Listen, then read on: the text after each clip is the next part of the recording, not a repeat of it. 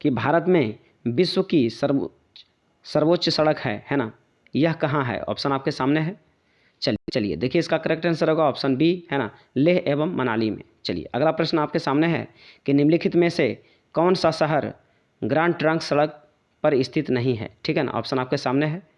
चलिए तो देखिए इसका करेक्ट आंसर होगा ऑप्शन डी, है ना, लखनऊ। चलिए अब अगला प्रश्न आपके सामने है कि राष्ट्रीय राजमार्ग नंबर 7, है ना, निम्नलिखित में से किस राज्य से होकर नहीं गुजरता है? ये आपको बताना है ना, नहीं गुजरता है, इस पर आपको ध्यान देना है। ऑप्शन आपके सामने है।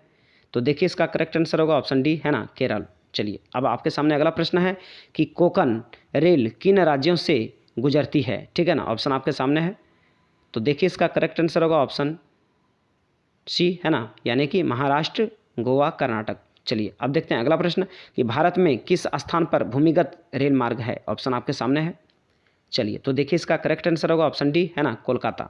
चलिए अब अगला प्रश्न आपके सामने है कि किस वर्ष भारत में इंटरनेट की सुविधा प्राप्त हुई थी? ऑप्शन आपके सामने है। तो इसका करेक्ट आंसर होगा ऑप्शन बी, है ना, 1998। अगला प्रश्न आपके सामने है कि निम्नलिखित में से किस राष्ट्रीय महामार्ग को, है ना, ग्रेट दक्कन रोड कहा जाता है? ऑप्शन आपके सामने है। तो देखिए इसका करेक्ट आंसर होगा ऑप्शन डी, है ना, वाराणसी से कन्याकुमारी महामार्ग। चलिए अब अगला प्रश्न आपके सामने है कि भारतीय राष्ट्रीय राजमार्ग प्राधिकरण का प्रचलन कब हुआ? ऑप्शन आपके सामने है। तो देखिए इसका करेक्ट आंसर होगा ऑप्शन सी, है ना, 1995 में।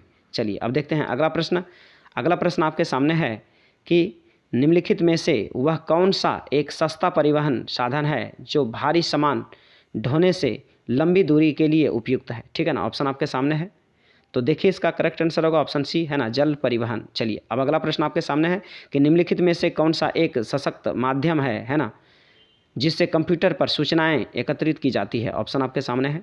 तो देखिए इसका करेक्ट आंसर होगा ऑप्शन डी, है ना, इंटरनेट। चलिए अब देखते हैं अगला प्रश्न आपके सामने है कि भारत में सबसे, है ना, उत्तर में स्थित अंतर्राष्ट्रीय हवाई अड्डा का नाम बताइए? ऑप्शन आपके सामने है। तो देखिए इसका करेक्ट आंसर होगा ऑप्शन बी, है ना, श्रीनगर। चलिए अब देखते हैं अगला प्रश्न आपके सामने है कि भारत में 4 महानगरों को जोड़ने वाली सड़क है? ऑप्शन आपके सामने है। तो देखिए इसका करेक्ट आंसर होगा ऑप्शन डी, है ना, स्वर्णिम चतुर्भुज महामार्ग। ठीक है ना। चलिए अब अगला प्रश्न आपके सामने है, ठीक है, कि निम्न में से कौन भारतीय रेल का मंडल मुख्यालय है? ऑप्शन आपके सामने है। ठीक है, यहाँ पे देखिए 4 आपके सामने लिखा हुआ है, आपको बताना है इनमें से कौन भारतीय रेल का मंडल मुख्यालय है। तो देखिए इसका करेक्ट आंसर होगा ऑप्शन डी, है ना, इनमें से सभी, यानी कि हाजीपुर भी है, जयपुर भी है, गोरखपुर भी है और जबलपुर भी है। ठीक है, सभी जैसो भारतीय रेल का मुख्यालय है। ठीक है ना। चलिए अब देखते हैं अगला प्रश्न आपके सामने है कि संदेशों का आदान प्रदान कहलाता है? ऑप्शन आपके सामने है। तो देखिए इसका करेक्ट आंसर होगा ऑप्शन डी, है ना, संचार। चलिए अगला प्रश्न आपके सामने है कि भारतीय रेल द्वारा, है ना, निम्न में से कौन से माल की सर्वाधिक ढुलाई की जाती है? ऑप्शन आपके सामने है। तो देखिए इसका करेक्ट आंसर होगा ऑप्शन बी, है ना, कोयला। अब अगला प्रश्न आपके सामने है कि भारत में सड़क मार्गों का सर्वाधिक घनत्व किस राज्य में मिलता है? ऑप्शन आपके सामने है। चलिए तो देखिए इसका करेक्ट आंसर होगा ऑप्शन डी, है ना, केरल। चलिए अब देखते हैं अगला प्रश्न आपके सामने है कि भारत की प्रथम रेलवे लाइन निम्नलिखित में से किन नगरों को मध्य निर्मित की गई थी? ऑप्शन आपके सामने है। तो देखिए इसका करेक्ट आंसर होगा ऑप्शन सी, है ना, मुंबई से थाने। ठीक है ना, 34 किलोमीटर तक की गई थी मुंबई से थाने, और रेल चलाई गई थी 1853 ईस्वी में, याद रखिएगा। ठीक है। चलिए अब अगला प्रश्न आपके सामने है कि दक्षिणी पूर्व मध्य रेलवे का मुख्यालय कहाँ है? ठीक है ना, ऑप्शन आपके सामने है। चलिए तो देखिए इसका करेक्ट आंसर होगा ऑप्शन सी, है ना, कोलकाता।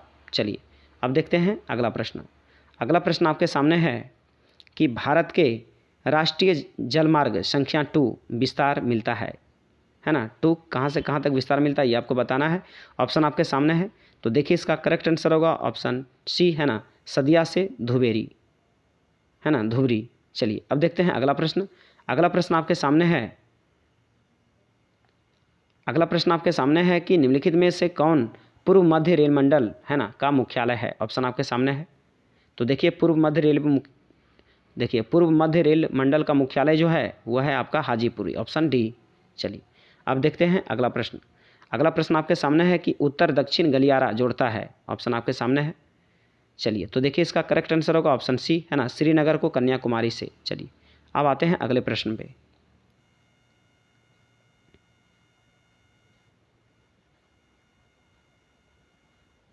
चलिए अगला प्रश्न आपके सामने है कि निम्नलिखित में से कौन सा भारत का सबसे लंबा राष्ट्रीय मार्ग है, ठीक है ना, ऑप्शन आपके सामने है। चलिए तो देखिए इसका करेक्ट आंसर होगा ऑप्शन डी, है ना, इनमें से कोई नहीं। चलिए अब आते हैं अगले प्रश्न पे। अगला प्रश्न आपके सामने है कि भारतीय रेल प्रणाली को कितने मंडलों में विभाजित किया गया है, ऑप्शन आपके सामने है। तो देखिए इसका करेक्ट आंसर होगा ऑप्शन डी, है ना, इनमें से कोई नहीं। चलिए अब आते हैं अगले प्रश्नों पे। अगला प्रश्न आपके सामने है ना, कि भारत में वायु परिवहन सेवा शुरुआत हुई कब हुई, ये आपको बताना है, ऑप्शन आपके सामने है। तो देखिए इसका करेक्ट आंसर होगा ऑप्शन बी, है ना, 1911 में। चलिए अब आते हैं अगले प्रश्नों पे। अगला प्रश्न आपके सामने है कि पूर्व पश्चिम गलियारा जोड़ता है, ऑप्शन आपके सामने है। तो देखिए इसका करेक्ट आंसर होगा ऑप्शन डी, है ना, सिलचर को पोरबंदर से। चलिए अब आते हैं अगले प्रश्नों पे। अगला प्रश्न आपके सामने है कि निम्नलिखित में से कौन सा भारत का सबसे लंबा राष्ट्रीय राजमार्ग है, ऑप्शन आपके सामने है। चलिए तो देखिए इसका करेक्ट आंसर होगा ऑप्शन सी, है ना, NH7, है ना, सबसे भारत का सबसे लंबा राष्ट्रीय राजमार्ग। चलिए अब आते हैं अगले प्रश्नों पे। अगला प्रश्न आपके सामने है कि राष्ट्रीय जलमार्ग संख्या 1 किस नदी पर तथा किन 2 स्थानों के बीच पड़ता है, ऑप्शन आपके सामने है। तो देखिए इसका करेक्ट आंसर होगा ऑप्शन बी, है ना, गंगा हल्दिया इलाहाबाद, जो कि प्रयागराज में है, ठीक है। चलिए अब देखते हैं अगला प्रश्न। अगला प्रश्न आपके सामने है कि निम्नलिखित में से किस वर्ष में पहला रेडियो कार्यक्रम प्रसारित हुआ था, ऑप्शन आपके सामने है। चलिए तो देखिए इसका करेक्ट आंसर होगा ऑप्शन डी, है ना, 1923 में। चलिए तो प्यारे बच्चों, ये वीडियो आपको कैसा लगा आप ज़रूर कमेंट कर बताएं, और जितना ज़्यादा से ज़्यादा हो सके इस वीडियो को शेयर करें, और वीडियो अच्छा लगा हो तो लाइक करना ना भूलें, और चैनल पर पहली बार आए हैं तो चैनल को सब्सक्राइब कर लें और बेल आइकन प्रेस कर दें, जिससे कि हमारे द्वारा अपलोड की गई वीडियो की नोटिफिकेशन आपको टाइम पे मिलता रहे। तो चलिए हम फिर मिलते हैं नेक्स्ट वीडियो में, तब तक के लिए जय हिंद, जय भारत, वंदे मातरम।